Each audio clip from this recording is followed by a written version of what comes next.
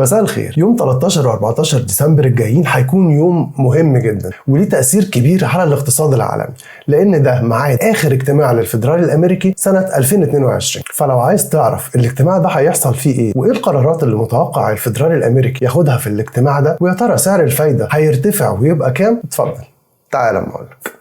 اهلا بكم مره تانية. في اكتر من مؤشر يقدر يوصل لنا الفيدرالي الامريكي ناوي على ايه في الاجتماع ده. اول حاجه معدل التضخم. معدل التضخم هو اهم مؤشر بيعتمد عليه الفيدرالي الامريكي في اتخاذه للقرارات بتاعته، وده بالاضافه الى شويه مؤشرات تانية زي معدل النمو ومعدل الاستهلاك ونسبه البطاله وحاجات تانية كتير. واللي ما يعرفش يعني ايه معدل التضخم، معدل التضخم ببساطه شديده جدا هو ارتفاع الاسعار. وفي بدايه السنه اللي احنا فيها دي سنه 2022 كان الفيدرالي الامريكي بيستهدف معدل تضخم حوالي 2.5%، وده طبعا قبل الاحداث بتاعه حرب روسيا واوكرانيا. لكن في شهر يونيو اللي فات وصل معدل التضخم ل 9.1%، وده رقم كبير جدا ويعتبر كارثه كبيره جدا على الاقتصاد الامريكي. وطبعا الفيدرالي الامريكي اول ما ابتدت معدلات التضخم تزيد وتخرج عن المستهدف بتاعه اللي هو 2.5%، ابتدى يعلي سعر الفايده على الدولار في امريكا. ابتدى في الاول بنسبه بسيطه ووصل لان هو اخر 4 اجتماعات رفع سعر الفايدة بنسبة 75% للدولار، عشان توصل نسبة الفايدة حاليا على الدولار في أمريكا لمستوى 3.75 ل 4%، ودي نسبة كبيرة جدا بالنسبة لأمريكا.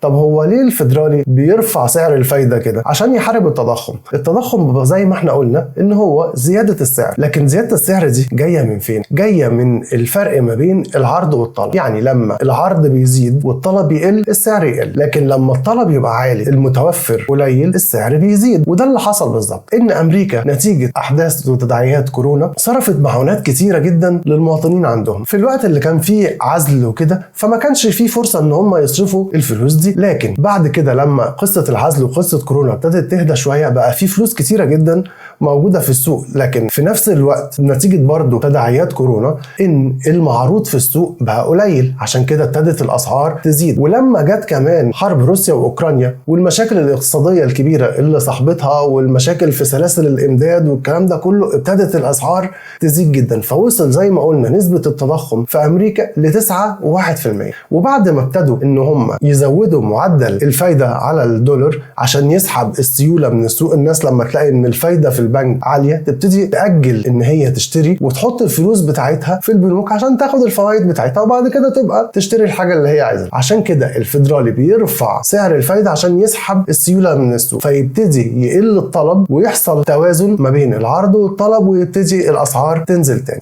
وفعلا السياسه دي اتت بثمارها، واحنا شفنا ان في شهر اكتوبر اللي فات ابتدى ينزل معدل التضخم ووصل ل 7.1%. طبعا المعدل ده لسه معدل عالي، لكن بينبئ ان العلاج بتاع الفيدرالي ابتدى يجيب مفعوله. عشان كده في حالة من التفاؤل ان الفيدرالي هيبتدي يبطأ شوية الوتيرة بتاعة زيادة الفايدة. يعني هو هيزود الفايدة برضه، بس مش هيزودها 0.75% زي ما زودها اخر 4 اجتماعات، لا هو متوقع ان هو يبطأ شوية معدل الزيادة دي. لان خلي بالك كمان ان كل انت ما بتزود الفوائد ده بيهدد بحدوث ركود في الاسواق، وده فعلا مشكلة بتواجه الاقتصاد الامريكي دلوقتي. والركود ده طبعا بيصاحبه زيادة في معدل البطالة وبيصاحبوا مشاكل تانية كتير جدا ممكن تخليك توصل لركود تضخمي، ودي مصيبة سودة لو دخلت فيها امريكا هتدخل العالم كله فيها وكلنا هندفع ثمن الموضوع ده. المهم ان تاني مؤشر كمان بيوضح لنا نية الفيدرالي الامريكي ايه، هي تصريحات رئيس الفيدرالي الامريكي نفسه اللي قال فيها ان ممكن ان احنا نبطأ رفع اسعار الفايدة خلال شهر ديسمبر، لكن مكافحة التضخم لسه مستمر. نفهم من الكلمتين دول انه مش هيبقى 0.75%، هيبقى اقل من كده، لكن برضه هيكون في زياده. خلاصه الموضوع ان اعضاء الفيدرالي الامريكي اتفقوا ان هم هيرفعوا سعر الفايده بمعدلات اقل الفتره الجايه من الفترات السابقه، لكن في نفس الوقت هيراقبوا مؤشرات السوق الامريكي